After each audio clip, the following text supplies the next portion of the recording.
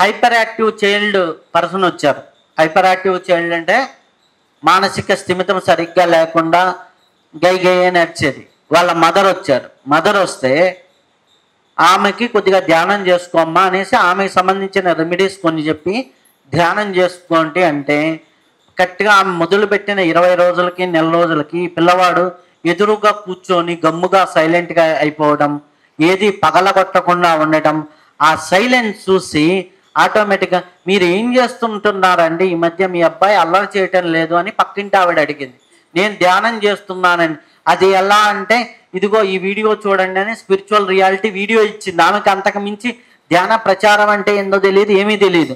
ఆ spiritual reality నేను video పంపించాను, ఇది చూసుకుంటూ చేసుకోమన్నాను. ఆ స్పిరిచువల్ రియాలిటీ వీడియో చూసింది, చేసుకుంటూ ఉంది, అదే పెట్టుకొని చేస్తుంది. ఒక 20 రోజుల తర్వాత వాళ్ళ పిల్లోడు సైలెంట్ అయ్యాడు ఆమె ఇంట్లో. ఆటోమేటిక్ పక్కింటి ఆమె అడిగింది మీ అబ్బాయి ఎందుకు గొడవ చేయటం లేదని. ఆటోమేటిక్గా ఆమె ద్వారా ఆమె ఆ అపార్ట్మెంట్లో అన్ని ఫ్లాట్లకి ప్రెసిడెంట్. ఆవిడ ఏం చేసింది, మొన్న వినాయక చవితి రోజు ఆ వీడియో వేసి అందరికీ చూపించింది. 12 ఫ్లాట్లలో తెలియకుండా ధ్యానం అంటే తెలిసింది. ఇలా జరిగిందండి, మీకు తెలియకుండా మీ ధ్యానాన్ని అందరికీ చెప్పానండి అని వచ్చి చెప్పింది. అవునా అమ్మా, అందరికీ చెప్పావా? అందరూ చేసుకుంటే మంచిదే కదా అన్న. నేను ఆమెను ప్రచారం చేయమల్లా. ఆమె ధ్యానం చేస్తూ ఉంటే, ఆవిడ పచ్చపచ్చంగా ఉంటే ఆమెను చూసి 100 మంది ధ్యానంలోకి వస్తారు. ఒక 50 మార్కులు 60 మార్కులు వచ్చే మీ పిల్లోడు ధ్యానానికి వచ్చి 90% మార్కులకు వస్తే మీ పిల్లోడు ఏం చేశాడు అని 100 మంది తల్లులు అడిగి వాళ్ళ పిల్లోళ్ళందరినీ ధ్యానంలో కూర్చోబెడతారు.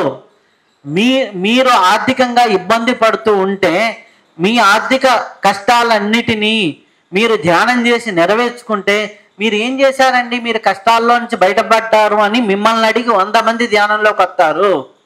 మీరు బాధ్యతను వదిలేసి, మీకు భగవంతుడిచ్చినటువంటి బాధ్యతల్ని కర్మని వదిలేసి పక్కన పెట్టి మీరు ధ్యానం అనే పేరుతో తిరిగితే ధ్యాన ప్రచారం అవ్వదు, ధ్యానానికి నష్టమే అవుతుంది.